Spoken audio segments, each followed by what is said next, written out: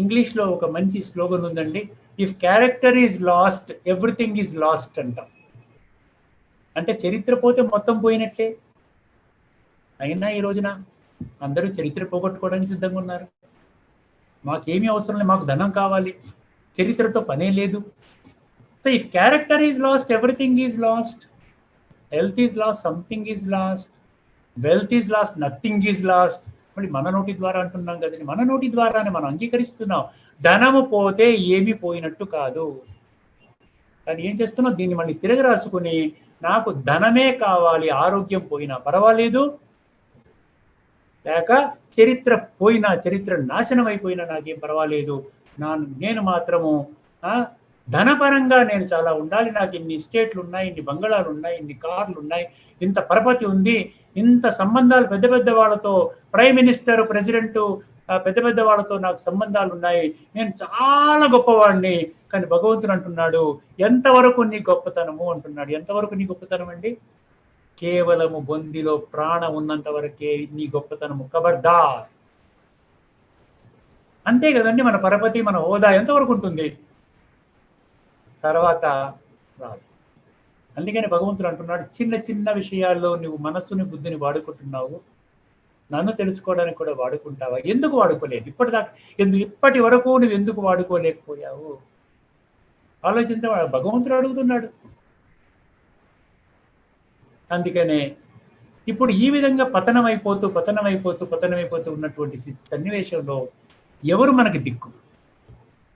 ఏ విధంగా మళ్ళీ మనం పునః మనము చైతన్యవంతులు ఎలా అవ్వగలుగుతాం? ఎలా మన యొక్క జీవితాన్ని పునః మనం తీర్చిదిద్దుకోగలుగుతాం? ఒక్కసారి మీరు గమనించండి, కొన్ని చిత్రాలు మీకు చూపిస్తాను ఇప్పుడు మీకు. ఇప్పుడు ఏంటి, దేనికి, ఏ విధంగా మన జీవితాన్ని ఉద్ధరించుకోవాలి? ఒక్క విషయం గుర్తుపెట్టుకోండి, 84 లక్షల జీవరాశులలో నేను మనిషిని, బుద్ధి ఉన్నటువంటి బుద్ధిజీవిని, మనసు ఉన్నటువంటి ఒక సంస్కారవంతుణ్ణి. నా యొక్క జీవితాన్ని కావాలనుకుంటే అద్భుతంగా తయారు చేసుకుంటాను, ఎప్పటికీ కూడా ఆనందంగా ఉండగలుగుతాను, ఎప్పటికీ కూడా సుఖంగా ఉండగలుగుతాను, ఎప్పటికీ కూడా నేను ఆరోగ్యంగా ఉండగలుగుతాను. మనం ఏంటంటాం చెప్పండి, ఆరోగ్యమే మహాభాగ్యం అంటాం. ఆరోగ్యమే మహాభాగ్యం అంటున్నాం, కానీ ఇక్కడ బాగా ధనం ఉంటే మహాభాగ్యం అన్నావా? 100 బంగళాలు ఉంటే మహాభాగ్యం అన్నావా? 100 కిలోల బంగారం ఉంటే మహాభాగ్యం అని అన్నావా? 100 రకాల ఫారిన్ కార్లు ఉంటే మహాభాగ్యం అని అన్నావా? లేదే. ఎందువలన? ఆరోగ్యానికి ప్రాముఖ్యత లేదు. ఈ రోజున మనం ఏం చేస్తున్నాం చెప్పండి, ఈ రోజున ఎక్కడికి వెళ్ళినా కూడా, ఏ ఆసుపత్రికైనా వెళ్ళండి, రోగాల నిలయంగా ఎక్కడ దొరకదండి, ఎక్కడా కూడా మనకి దొరకదు. గంటలు గంటలు గంటలు గంటలు చిన్న చిన్న. ఇప్పుడు ఈ రోజున హెల్త్ ఇండస్ట్రీ అంటే హెల్త్ గురించి ఎవ్వరు పట్టించుకోవట్లేదండి. ఆరోగ్య మహాభాగ్యం భలే మీకు ఉన్నది, ఉత్సాహం అనుకోవడానికి బాగుంది, కానీ నేను ఆరోగ్యంగా ఉండాలి, దానికోసం నేను సమయాన్ని కేటాయిస్తాను. సంపూర్ణంగా ఆరోగ్యమే నాకు ముఖ్యం. ఎందుకంటే ఎన్ని కోట్లు సంపాదించుకుంటే ఏంటండి, చివరికి ఉన్నటువంటి ఏ అల్సరో, క్యాన్సరో, ఇంకేదో వచ్చేసి దామ్మని శరీరం చాలించేసి ఈ 100 కోట్ల మీద నా అధికారాన్ని నేను పోగొట్టుకోవాల్సి వచ్చినప్పుడు నాకు 100 కోట్లు అవసరం ఏముంది చెప్పండి?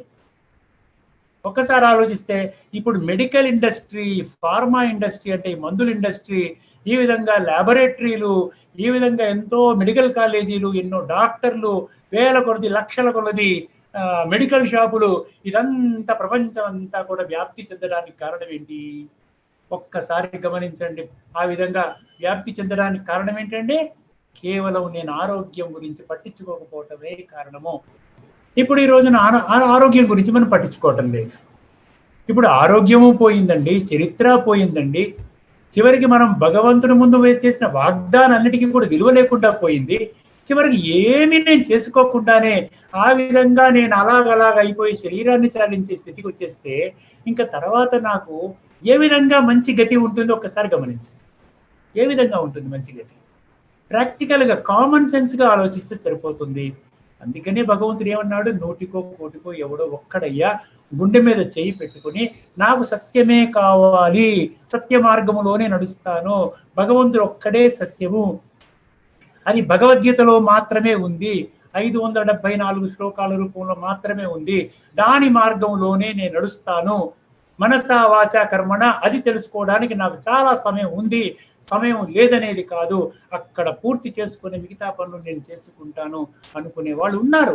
ఈ రోజున 15-16 లక్షల మంది మీకు ఎదురుగుండా 140 దేశాలలో ఈ విధంగా గీతలో జీవిస్తూ గీత మార్గంలో ఉంటూ సంపూర్ణ ఆరోగ్యాన్ని, చరిత్రని కాపాడుకుంటూ భగవంతుడు చెప్పినటువంటి ఆ యొక్క సారాన్ని తెలుసుకుంటూ ముందుకు వెళ్తున్నటువంటి వాళ్ళు అనేకంగా ఉన్నారు. ఒకసారి అందరూ గమనించండి, ఇది సృష్టి కాల చక్రము. గీతలో కూడా 3వ అధ్యాయం 16వ శ్లోకంలో ఉంటుంది, ఏవం ప్రవర్తితం చక్రం అంటాడు. ఎవరైతే కాలానుగుణంగా తమ యొక్క జీవితాన్ని మార్చుకుంటారో, ఇప్పుడు అది తర్వాత చూద్దాం. మనం కాలచక్రంలో 4 యుగాలు ఉన్నాయి, సత్యయుగము, త్రేతాయుగము, ద్వాపర యుగము, కలియుగము. ఇప్పుడు మనం ఎక్కడున్నాము? కలియుగం యొక్క అంచులో ఉన్నాం. కలియుగం యొక్క అంచులో మనం కూర్చుని ఉన్నాము. ఇప్పుడు మనం ఎటువంటి పరిస్థితిలో ఉన్నాము అంటే మనందరికీ తెలుసు, ఎక్కువగా డిస్కస్ చేసుకోవాల్సిన పని లేదు. ప్రపంచంలో చెడు ఎక్కువగా ఉందా, మంచి ఎక్కువగా ఉందంటే అందరూ చెప్తారు ప్రపంచం అంతా కుళ్ళిపోయిందండి, దీన్ని ఎవరూ మార్చలేరు. ఎందుకంటే ఇన్ని రకాల విధానాలలో నేను ఇప్పటి వరకు ప్రయాణం చేస్తూ ఉన్నప్పటికీ కూడా, ఈ రోజున భగవంతుడంటే విశ్వాసం ఉన్నప్పటికీ కూడా గుర్తుపెట్టుకోండి, భగవంతుడంటే విశ్వాసం ఉన్నది కానీ భగవంతుడి మాటల మీద విశ్వాసం లేదు. అందుకనే ఈ రోజున భగవంతుడు ఒక్కరేనే పదం ఉంది భగవద్గీతలో. భగవంతుడు ఒక్కరేని పదం ఉంది, ఇద్దరని పదం లేదు, చూసారా? అలాంటప్పుడు ఆ ఒక్కరిని గుర్తించడానికి కూడా మనకి అవకాశం లేదు, చూసారా? భగవంతుడి గురించి వెతుకుతున్నాం. చూడండి, చిత్రం చూడండి, పరమాత్మ ఎవరు? ఇప్పుడు తల్లి, తండ్రి, పిల్లలండి ఎంత స్పష్టంగా ఉంటారండి పిల్లలకి. ఫలానా ఇగో వీరు నా తండ్రి, వీరు నా తల్లి, నేను వీరికి బిడ్డని, ఎంత స్పష్టంగా ఉంటుంది. తండ్రి బిడ్డల యొక్క సంబంధం అనేది గీతలో ఏం చెప్పారు? పిత అహమస్య జగతః మాత, నేను ప్రపంచంలో ఉన్నటువంటి సర్వాత్మలకి నేను ఒక్కడినే తల్లిని, తండ్రిని అని అన్నాడు కదా. పితాసి లోకస్య చరాచరస్య అని అర్జున ఉవాచలో కూడా ఉంది. పోని తన ఒక్కడికే అనుకుంటారేమోనని, లేదు నాయన, నా ఒక్కడి తండ్రివే కాదు, ఈ చరాచర జగత్తులో ఉన్నటువంటి 800 కోట్ల మంది మనుషులకి నీ ఒక్కడివే తండ్రివి, తల్లి తండ్రివి. పితాసి లోకస్య మాత, పితాసి లోకస్య చరాచరస్య త్వమస్య పూజ్యశ్చ గురుర్గరీయ, అక్కడ ఆ శ్లోకాన్ని. ఇప్పుడు చూసారా ఎన్ని రకాలుగా మనం ఈ విధంగా మనం చేస్తూ ఉన్నప్పటికీ కూడా, చూడండి ఏమేం చేస్తున్నామో. ఇందాక నేను చెప్పాను కదా, ఎన్ని చేస్తున్నప్పటికీ కూడా నేను ఇంకా పరమాత్మ ఎవరు అంటే నాకు స్పష్టత లేదు. దానికి భగవంతుడు ఒక్కటే చెప్తున్నాడండి, మీరు స్పష్టత కోరుకోవాలి అంటే ముందుగా మీరేం కావాలి? సత్యత ఆధారంగా నేను భగవంతుని యొక్క విషయాలు తెలుసుకోవడానికి సిద్ధంగా ఉన్నాను అనేటువంటి ఒక్క ఆలోచన మీకు ఉంటే చాలండి. ఒక్క సంకల్పం, మనసు ద్వారా సంకల్పం ఉంటే చాలు. భగవద్గీతలో ఎన్ని వందల శ్లోకాలు ఉన్నాయి ఒక్కసారి గమనించండి. 574, మొత్తం మళ్ళీ 701 శ్లోకం ఉంది. ధృతరాష్ట్ర ఉవాచ 1, సంజయ్ ఉవాచ 41, అర్జున ఉవాచ 25, భగవాన్ ఉవాచ 574. అందులో అర్జున ఉవాచ 1 తగ్గించారు. 13వ అధ్యాయంలో మొట్టమొదటి ఒక శ్లోకాన్ని ఆయన అర్జున ఉవాచ తీశారు. 700 శ్లోకాల కింద చాలా పుస్తకాల్లో కనబడుతుంది, కొన్ని పుస్తకాల్లో 701 ఉంటుంది. ఇప్పుడు 574 శ్లోకాల మీద మన ఫోకస్ గుర్తుపెట్టుకోండి మెయిన్గా. ఎందుకంటే భగవాన్ ఉవాచ, భగవంతుడు అంటే నా తండ్రి. ఇన్ని వందల శ్లోకాల ద్వారా మనకి భగవంతుడు ఏ సందేశాన్ని ఇచ్చాడు ఒక్కసారి గమనించండి. ఏదో సందేశం ఉంటుంది కదండి. తండ్రి బిడ్డతో మాట్లాడుతున్నాడు, మనం బిడ్డలము. తండ్రి చెప్పారు ఎన్ని వందల శ్లోకాలు? 574 శ్లోకాలు చెప్పారు. ఇన్ని వందల శ్లోకాల్లో నాకు ఎటువంటి మార్గదర్శనం జరిగింది?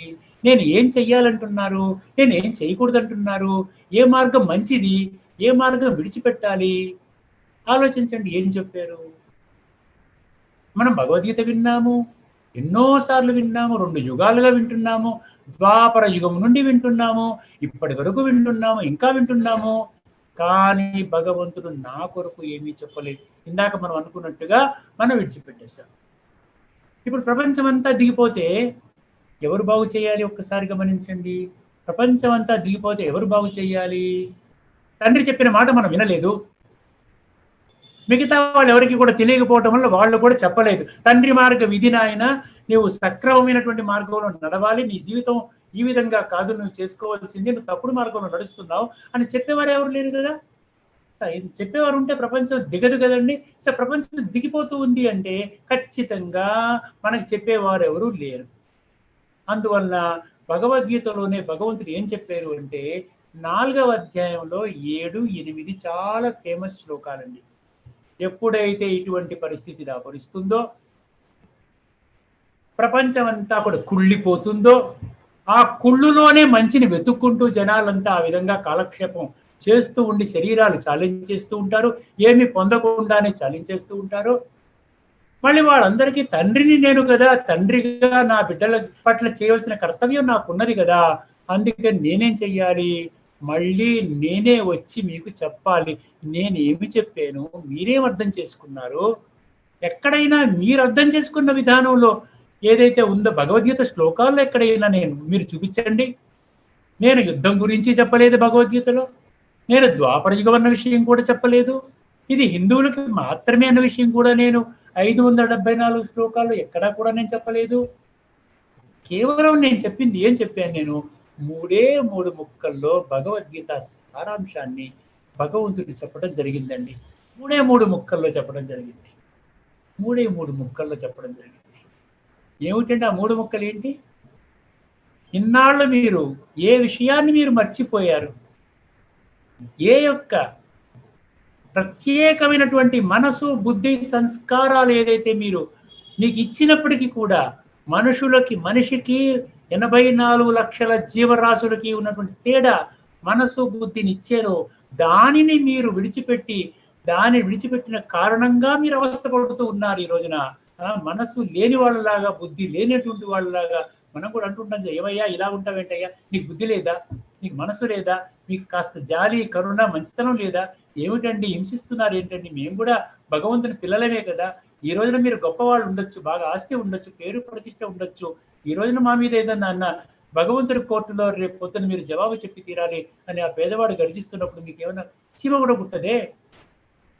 అందుకనే భగవంతుడు అంటున్నాడు, ఏమంటున్నారండి భగవంతుడు, మేలుకోండి మేలుకోండి. భగవద్గీతలో 3 విషయాలు చెప్తున్నాడు, 3 ముక్కల్లో.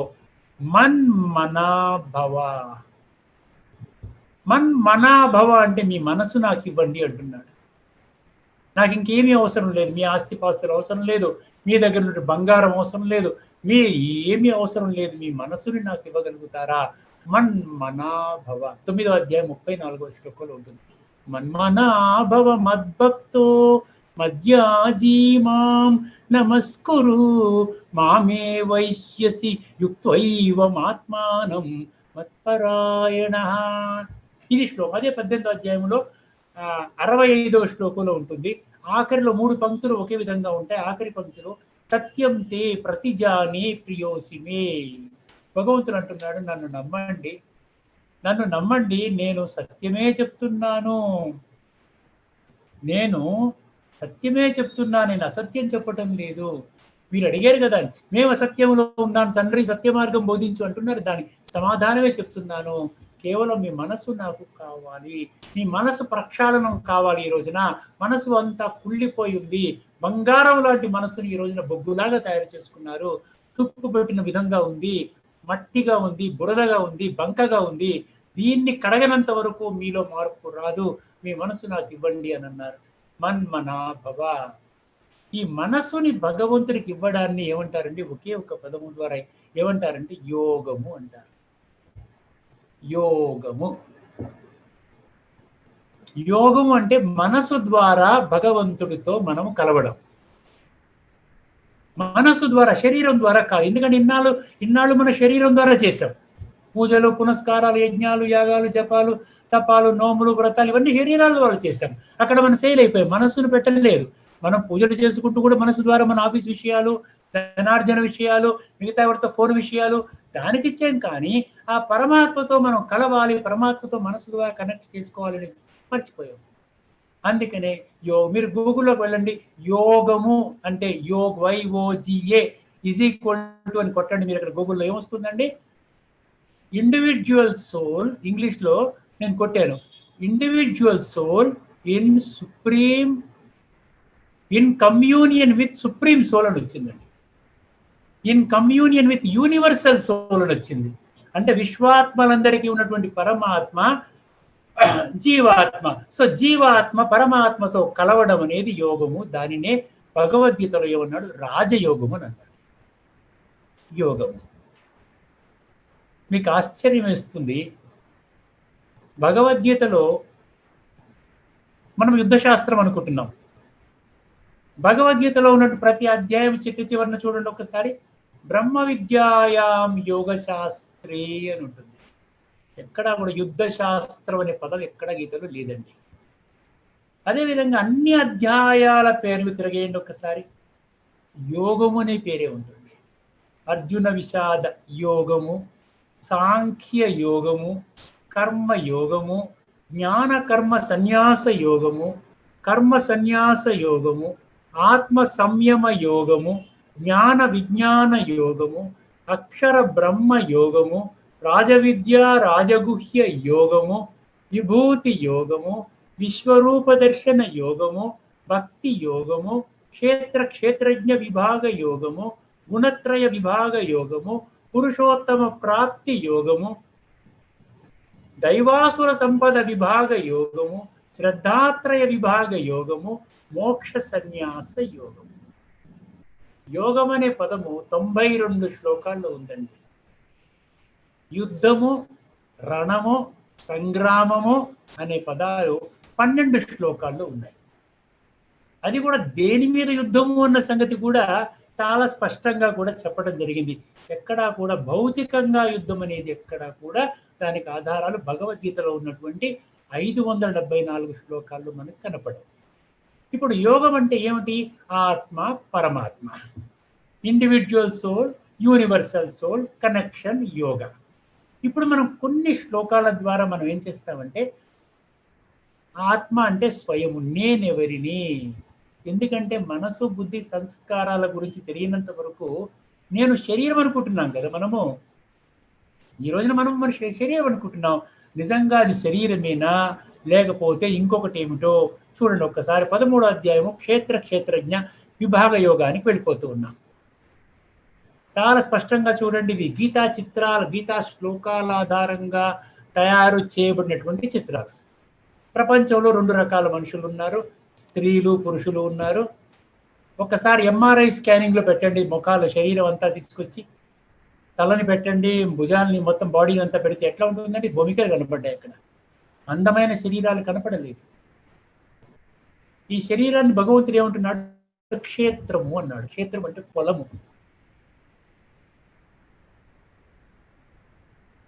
క్షేత్రజ్ఞుడు అంటే పొలం యొక్క యజమాని. క్షేత్రం అంటే పొలం యొక్క యజమాని. ఇప్పుడు ఏదన్నా ఒక రైతు దగ్గరికి వెళ్ళండి, ఏమంటాడు? ఇది 10 ఎకరాల పొలం అండి నాది, ఇది పొలం నాది అంటాడు. అంతే కదండి. నేను పొలం అయితే అండు కదా. ఇక్కడ కూడా అదే అన్వయించుకోండి మీరు. భగవంతుడి శరీరాన్ని పొలం అంటున్నాడు, అక్కడ రైతు పొలం నాది అంటున్నాడు. ఇక్కడ మనం కూడా ఈ శరీరం నాది అంటున్నాం. నా ఒంట్లో బాగోలేదు ఎందుకంటారు మీరు? నేను ఒళ్ళు బాగోలేదు అన్నాను కదా. నా కంట్లో నలుసు అంటున్నా, నా కంట్లో అంటే కన్ను నేను కాదు కదా. నా తలకి మొట్టమొదటి శ్లోకంలో ఏమంటున్నాడు? ఇదం శరీరం కౌంతేయ క్షేత్రమిత్య విధీయతే ఏతద్యో వేత్తితం ప్రాహు క్షేత్రజ్ఞ ఇది తద్విధ. అక్కడ తత్వము తెలుసుకున్న వాళ్ళు మాత్రమే తెలుసుకుంటారు నాయన, అందరూ తెలుసుకోలేరు అంటున్నారు. తత్వం అంటే యథార్థం. ఒక్కసారి మనం ఈ చిత్రం నుంచి ముందుకు వెళ్ళిపోదాం. ఒక్కసారి ఇందులోకి వచ్చేద్దాం. 2వ అధ్యాయంలో 22వ శ్లోకం. కాస్త స్వయం పరిచయం. ఎందుకంటే గీతలో ఏం చెప్తున్నాడు? నీ మనసు బుద్ధి సంస్కారాల యొక్క స్పష్టమైన జ్ఞానము లేనంత వరకు నీవు నన్ను తెలుసుకోలేవు. నిన్ను నీవు తెలుసుకోముందు తర్వాత నీవు నన్ను తెలుసుకుంటావు. ఇక్కడ చూడండి 2వ అధ్యాయం 22వ శ్లోకంలో ఎంత చక్కగా చెప్తున్నాడు. మన గురించి చెప్తున్నాడు. ఇందాకేం తెలుసుకున్నాము? శరీరం అనేది క్షేత్రం అంటే పొలం అని తెలుసుకున్నాం. ఇక్కడ ఏం చెప్తున్నాడు? శరీరం అనేది ఒక వస్త్రము అంటున్నాడు. వాసాంసి జీర్ణాని యథా విహాయ నవాని గృహ్ణాతి నరోపరాణి తథా శరీరాన్ని విహాయ జీర్ణాని అన్యాని సంయాతి నవాని దేహి. ఇది శ్లోకము. ఏ విధము జాగ్రత్తగా వినండి. భగవంతుడికి ఏమీ అవసరం లేదు, కేవలం శ్రద్ధ కావాలి పరమాత్మ మీద. శ్రద్ధావాన్ లభతే జ్ఞానం. ఏం చెప్తున్నాడు ఇక్కడ? ఏ విధముగా అయితే ఒక మనిషి చిరిగిన వస్త్రాన్ని, మలిన వస్త్రాన్ని, మురికి వస్త్రాన్ని మార్చుకొని కొత్త వస్త్రాన్ని ఏ విధంగా అయితే ధరిస్తాడో, చూసారా, ఈ వస్త్రాన్ని తీసేసి మళ్ళీ కొత్త వస్త్రం ఏ విధంగా అయితే మనుషులు వేసుకుంటున్నారో అదే విధముగా ఆత్మ, జీవాత్మ అంటే జీవుడు అంటే శరీరము, ఆత్మ అంటే ఆత్మ. ఇందాక తెలుసుకున్నాం కదా, క్షేత్రము వేరు, క్షేత్రజ్ఞుడు వేరు, శరీరం వేరు, శరీరముకి యజమాని వేరు. సో యజమాని అనేటువంటి ఆత్మ ఏం చేస్తుందంట, ఈ శరీరం అనేది పాతబడిపోయింది. బాల్యము, యవ్వనము, వృద్ధాప్యము, 3 దశలు అందరికీ వస్తాయి. బాల్యము అయిపోయింది, నాది 66 సంవత్సరాలు బాల్యం అయిపోయింది, 2వ స్టేజ్ అయిపోయింది, వృద్ధాప్యంలో వచ్చేసారు. ఇప్పుడు అందరూ ఆ విధంగా వస్తూ ఉంటారు. ప్రతిరోజు గడిచిందంటే మన జీవితంలో ఒక రోజు తరిగిపోయిందన్నమాట. మనం మృత్యువుకు ఒక రోజు దగ్గర అయిపోయామని లెక్క అనమాట. ఈ విధముగా ఎలా అయితే విడిచిపెట్టేస్తున్నారో, వస్త్రాన్ని మార్చుకుంటున్నారో, నేను కూడా ఈ పండు ముసలైన శరీరం నాకు అవసరం లేదు. గుండె నీరసంగా ఉంది, తిన్నది అరగటం లేదు, కన్నుచూపు పోయింది, పళ్ళు పూర ఊడిపోయాయి, చెవులు వినికిడి లేదు, కాళ్ళు నడవలేవు, మోకాళ్ళ చిప్పలు అరిగిపోయాయి. ఈ పాత వస్త్రంతో నాకు అవసరం లేదు, నేను దీన్ని విడిచిపెట్టి నా కొత్త వస్త్రం కావాలి అని కొత్త వస్త్రం తీసుకుంటుందంట. చాలా శ్లోకాల్లో ఉంది, దేహినోస్మిన్ యదా దేహే కౌమారం యవ్వనం జర అంటాడు. అక్కడ మనం శరీరం యొక్క ఎదుగుదలని మనం గమనిస్తున్నాం, కానీ ఈ శరీరము చాలించిన తర్వాత నా పరిస్థితి ఏమిటి అన్న సంగతి ఒక్కసారి మీరు ఆలోచిస్తే, ఆధ్యాత్మిక గ్రంథమైనటువంటి ఒక భగవద్గీత మాత్రమే ఈ సీక్రెట్ చెప్తుంది. చూసారా, తదా దేహాంతర ప్రాప్తి, నీకు మళ్ళీ దేహం ఉంటుంది, ఖబర్దార్ జాగ్రత్తగా ఉండు, తర్వాత శరీరము కూడా ఉంటుంది. ఎటువంటి శరీరము కావాలి, దేని ఆధారంగా కొత్త శరీరం వస్తుంది, ఆ నిర్మాణం గురించి ఎప్పుడైనా ఆలోచించావా? జాతస్య హి ధ్రువో మృత్యు ధ్రువం జన్మ మృతస్య చ, పుట్టినవాడు మరణిస్తాడు, మరణించిన వాడు మళ్ళీ జన్మ తీసుకుంటాడు, ఇది అనివార్యము. దేనికోసం దుఃఖపడుతున్నావు అర్జున? 2వ అధ్యాయం 27వ శ్లోకంలో చక్కగా చెప్పాడే. మనం వింటూ ఉంటాం, శవయాత్ర విన్నప్పుడు ఈ శ్లోకం పెడుతుంటారు, పుట్టినవాడు మరణిస్తాడు, మరణించిన వాడు మళ్ళీ. కానీ ఈ రోజున మళ్ళీ జన్మ గురించి మనం ఏమైనా సమయం కేటాయిస్తున్నామా? లేకపోతే ఉన్నదంతా ఈ ఒక్క శరీరం ఉన్నంత వరకు అనుభవం చేసేసి పర్వాలేదు, ఏమైతే పర్వాలేదు అని అనుకుంటున్నాము? ఆలోచించండి. భగవంతుడు తండ్రిగా ఆయన నీకు మళ్ళీ జన్మ ఉంటుంది. ఎందుకంటే శరీరం అనేది వినాశి. మనం చూసాం కదా, అక్కడ పొలము, ఇక్కడ వస్త్రము వినాశి, కానీ ఆత్మ నీవు అవినాశి, నీకు వినాశనము లేదు. గమనించండి ఒక్కసారి. చూసారా, పండు ముసలిగా అయిపోయాడు. ఈ చిత్రాన్ని గమనించండి. పిల్లవాడిగా ఊయలలో ఉన్నాడు, తల్లి గర్భం నుండి ఊయలలోకి వెళ్ళాడు, ఊయల నుండి పండు ముసలివాడిగా అయిపోయాడు, ముసలివాడికి అయిపోయాడు. తర్వాత మళ్ళీ శరీరం చాలించేశాడు, మరణం అయిపోయింది. తర్వాత అక్కడ నుండి ఆత్మ వెళ్ళిపోయి తల్లి గర్భంలో మళ్ళీ చేరుతుంది. ఈ కాలచక్రం మళ్ళీ ఆ విధంగా తిరుగుతుంది. ఇది భగవాను వాచ. మీరు ఒప్పుకున్నా భగవాను వాచ, మీరు ఒప్పుకోకపోయినా భగవాను వాచే. సత్యం భగవంతుడు చెప్పేది. సత్యము గీతలో ఉన్న 574 శ్లోకాలు సత్యము. మనం అసత్యంలో ఉన్నాం కాబట్టి అసత్యం అసత్యమేమని అంటున్నాం. ఒక్కసారి తదుపరి చిత్రం చూద్దామండి. ఇది గమనించండి. ఆత్మావినాశి, భగవాను వాచ ఆత్మావినాశి. 2వ అధ్యాయం 23. నయనం చిందంతి శస్త్రాన్ని నయనం దహతి పావక నచయనం క్లేదయంత్యాపో న శోషయతి మారుత. ఆత్మ మరణించదు. 4 రకాలుగా మీరు పరిశీలన చెయ్యండి అంటున్నాడు. ఖడ్గము చేత ఆత్మని ఖడ్డించి 2 ఆత్మలుగా చేస్తారా? చేయలేరు. అదే శరీరాన్ని ముక్కలు చేస్తే 1,00,000 ముక్కలు చేయొచ్చు. దాన్ని ఎవరన్నా చంపారనుకోండి, ముక్కలు చేసి గోడు సంచులు బిగించి పారేస్తున్నారు తెలియకుండా ఉండడం కోసం. కానీ ఆత్మని, ఒక్క ఆత్మని 2 ఆత్మలుగా చేస్తారా ఖడ్గము చేత? చేయలేరు. అదేవిధంగా అగ్ని చేత ఆత్మని కాల్చగలరా? చేయలేరు. మనం స్నానము చేస్తున్నాము, నీటి ద్వారా చేస్తున్నాము. అదే ఆత్మలో ఉన్న కుళ్ళుని నీటి ద్వారా కడగగలరా? చేయలేరు. గాలి చేత ఆర్పివేయబడుతుందా? చేయలేరు. అందువల్ల భగవంతుడు ఏం చెప్తున్నాడు? ఇది సత్యము నాయనా, ఇంతకంటే వేరే చెప్పలేదు నేను భగవద్గీతలో. మీరు అనుకున్నది ఎక్కడ భగవద్గీతలో? ఇది భగవద్గీత. ఒకటి గుర్తుపెట్టుకోండి, ఇది భగవద్గీత. ఇంకా ఏది భగవద్గీత కాదు. ఇందులో ఉన్న విషయం మీరు ఏదైతే భగవద్గీత గురించి భావిస్తున్నారో నాకు ఇందులో చూపించండి అంటున్నాడు భగవంతుడు. భగవంతుడు ఛాలెంజ్ విసురుతున్నాడు మనందరి మీద కూడా. అందులో ఉన్న విషయాల ఆధారంగా మీ యొక్క జీవితం ఉన్నదా?